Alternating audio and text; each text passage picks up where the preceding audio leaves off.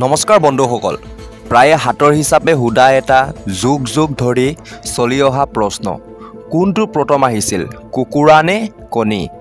যদি আপুনি কুকুৰা বুলি কয় তেন্তে প্ৰশ্ন উত্থাপন হয় যে প্ৰথম কুকুৰা কোনটো কণীৰ পৰা ফুটি উঠিল আৰু কণী বুলি ক'লে প্ৰশ্ন উত্থাপন হয় কোনটো কুকুৰাই প্ৰথম কণী পাৰিলে আৰু হয়তো কণীৰ বিষয়ে আটাইতকৈ বিতৰ্কিত প্ৰশ্নটো হ'ল কণী নিৰামিষ নে নিৰামিষ বুজি এই ভিডিঅ'টোত এই প্ৰশ্নবোৰৰ উত্তৰ দিওয়া হওক আসলতে কণীৰ ৰহস্য কি প্ৰায় 15 কোটি বছৰ আগতে যেতিয়া পৃথিৱীত ডাইনোছৰৰ শাসন আছিল সৰু ডাইনোছৰ ডাঙৰ ডাইনোছৰ দৌৰি যোৱা ডাইনোছৰ উৰি যোৱা ডাইনোছৰ এই সময়ত বিৱৰ্তনৰ বাবে কিছুমান ডাইনোছৰ সৰু হ'বলৈ ধৰিলে আৰু চৰাইৰ বিৱৰ্তন হ'বলৈ ধৰিলে এই সময়ৰ আশে-পাশে প্ৰথম চৰাইবোৰৰ বিৱৰ্তন ঘটিছিল আৰু আগৰ ভিডিঅ'বোৰত কোৱাৰ দৰে বিৱৰ্তন ৰৈখিক দিশত নহয় যিকোনো দিশতে যতে যোগ্যতা অৰ্জন কৰে তাতে হ'ব পাৰে গতিকে কিছুমান ডাইনোছৰ টি-ৰেক্সৰ দৰে ভয়ংকৰ ডাইনোছৰলৈ বিকশিত হৈছিল আৰু কিছুমান ডাইনোছৰ সৰু হৈ চৰাইলৈ বিকশিত হৈছিল এই কাৰণে কোৱা হয় যে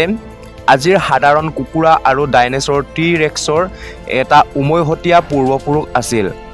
আসলতে টি-ৰেক্সৰ আটাইতকৈ ঘনিষ্ঠ জীৱিত আত্মীয় হ'ল বৰ্তমানৰ কুকুৰা আৰু উটপখী এটা উটপখীক ভালদৰে চাওক কিছু সময়ত ইয়াৰ বাবে ইহত বহুত ডাইনোছৰৰ বাইপ এৰি দিয়ে আৰু সকলো ডাইনোছৰে আগতে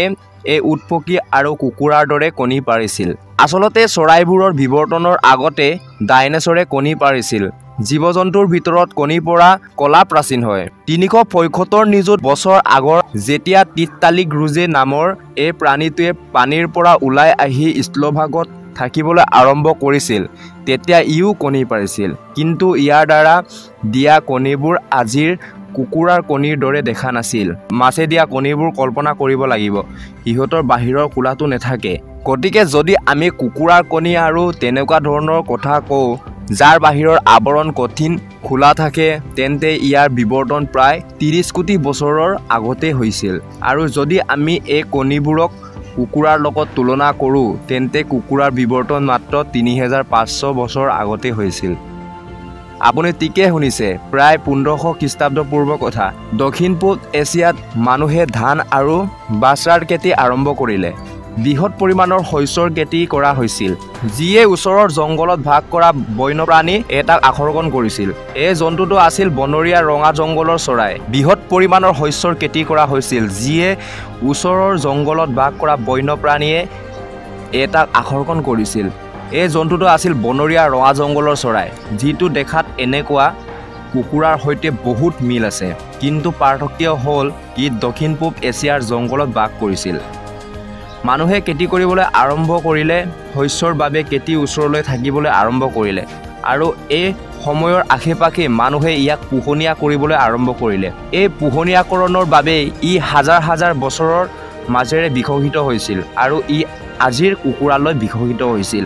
এই প্ৰজাতিৰ জংগল চৰাই এতিয়াও জীয়াই আছে দক্ষিণ পূব এছিয়াৰ জংগলত এতিয়াও পোৱা যায় কিন্তু সাধাৰণ কুকুৰাৰ লগত তুলনা কৰিলে ই কিছু পাৰ্থক্য দেখা যায় এই জংগল চৰাই প্ৰজাতিৰ বৈজ্ঞানিক নাম হৈছে গেলাছ আৰু এটা সাধাৰণ কুকুৰাৰ বৈজ্ঞানিক নাম হৈছে গেলাছ ডমেষ্টিকাছ গতিকে ইয়াত কথা স্পষ্ট হয় যে কণীৰ বয়স 30 কোটি বছৰ আৰু কুকুৰাৰ বয়স 3500 বছৰ গতিকে কুকুৰাতকৈ কণীৰ বিৱৰ্তন বহু আগতে হৈছিল কিন্তু আপুনি ক'ব যে 30 কোটি বছৰ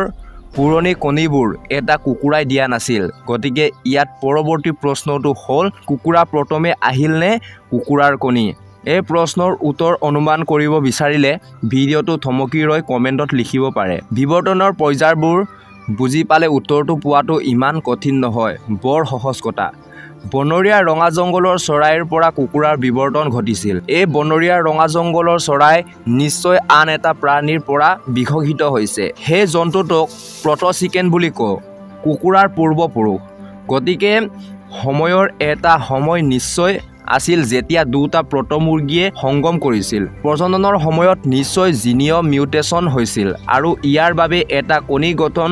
হ'ল যাৰ পৰা প্ৰথম প্ৰকৃত ৰঙা জংগল চৰাইৰ জন্ম হ'ল আৰু একেদৰে প্ৰথম কুকুৰাটো নিশ্চয় জন্ম হৈছিল দুটা প্ৰটো-মুৰ্গীৰ ডিএনএৰ সংমিশ্ৰণে প্ৰথম প্ৰকৃত কুকুৰাৰ ডিএনএ সৃষ্টি কৰিলে এই বিৱৰ্তন প্ৰক্ৰিয়াটো কেৱল প্ৰজননৰ সময়তহে ঘটে ইয়াৰ পিছতহে প্ৰকৃত কুকুৰাটোৱে অধিক কুকুৰা জন্ম দি অধিক কণী পাৰিলেহেঁতেন গতিকে এই প্ৰশ্নৰ উত্তৰ অতি স্পষ্ট প্ৰথমে কণীটো আহিছিল আৰু এই কণীটো কুকুৰাই দিয়া নাছিল কিন্তু ইয়াক এটা কুকুৰাৰ পূৰ্বপুৰুষ প্ৰজাতিৰ দ্বাৰা দিয়া হৈছিল যিটো প্ৰায় কুকুৰাৰ দৰে আছিল কোনো প্ৰাণী প্ৰজাতিক কেতিয়াবা কুকুৰা বুলি ক'ব পাৰি আৰু কেতিয়াবা কুকুৰা বুলি ক'ব নেলাগে ইয়াত ডাঙৰ দুখৰ অঞ্চল এটা আছে এই ৰেখাডাল যিটো অংকন কৰা হৈছে ইয়াক মানুহে অংকন কৰিছে প্ৰকৃত পাৰ্থক্যবোৰ বহুত প্ৰজন্মৰ পিছত নিশ্চয় উদয় হৈছে গতিকে সামগ্ৰিকভাৱে ক'ব বিচাৰিছো যে ইতিহাসত এনেকুৱা এটা দিন নাছিল যেতিয়া প্ৰথম কুকুৰা জন্ম হৈছিল